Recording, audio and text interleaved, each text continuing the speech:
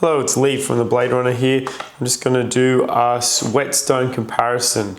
So this is the Naniwa. This is the cheaper whetstone that I stock.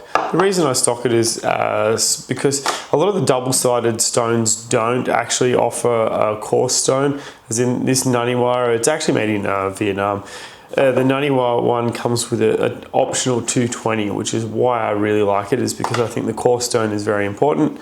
You can check out my sharpening guide if you want to hear me rant about coarse stones.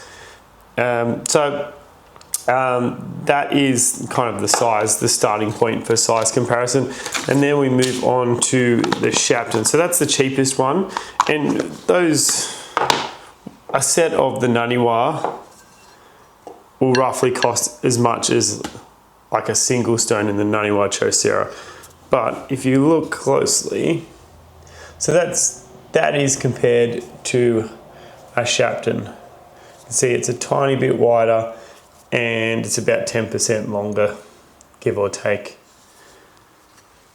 Now, the Shapton in itself comes in this cool case that doubles as a sharpening stand.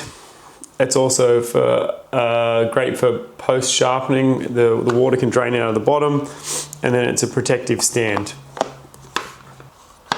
These cases actually stack up on top of each other, which is pretty cool. So that's the Shapton. Shapton is not super thick, but Shapton is known for kind of a fast cutting, slow wearing whetstone. So Shapton, Kuromaku, I really dig those. The next one up in my price range is the Morihei. These are quite large stones. I would say these are the biggest stones that I actually stock.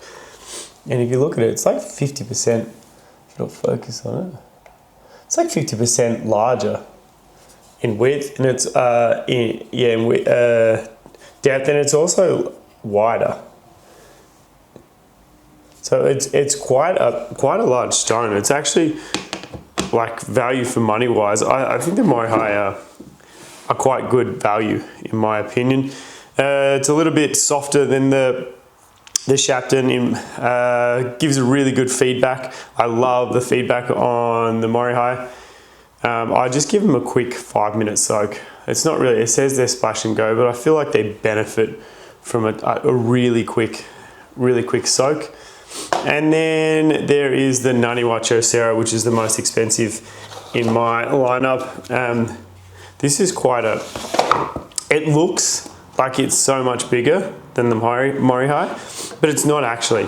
Like if you take away the stand, so the usable part from here, if I sit that on the stand, you can see Morihei is probably like a mil taller.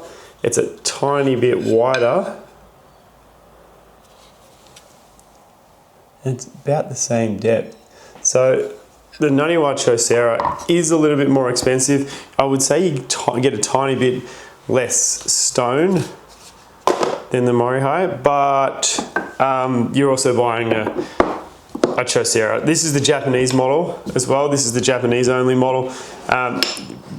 Really well respected stone series, the Naniwa Chosera.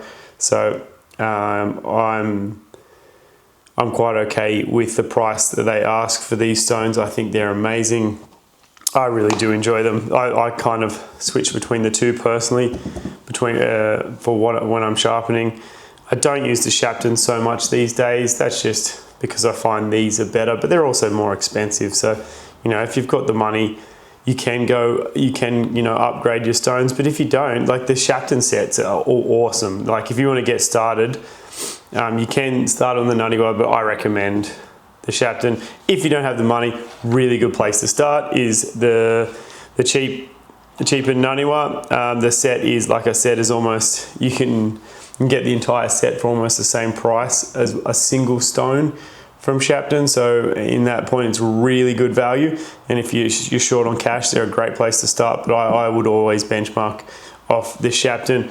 But that should hopefully give some people a bit of a bit of a size or a nice whetstone comparison, so they know what they're looking at. Because I suppose you look at the pictures and you don't know, and it's hard to tell, like, you know, how much bigger is it? Is it the same size?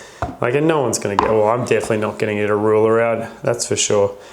But hopefully this gives a little bit of clarity into the stones I stock and why I stock them.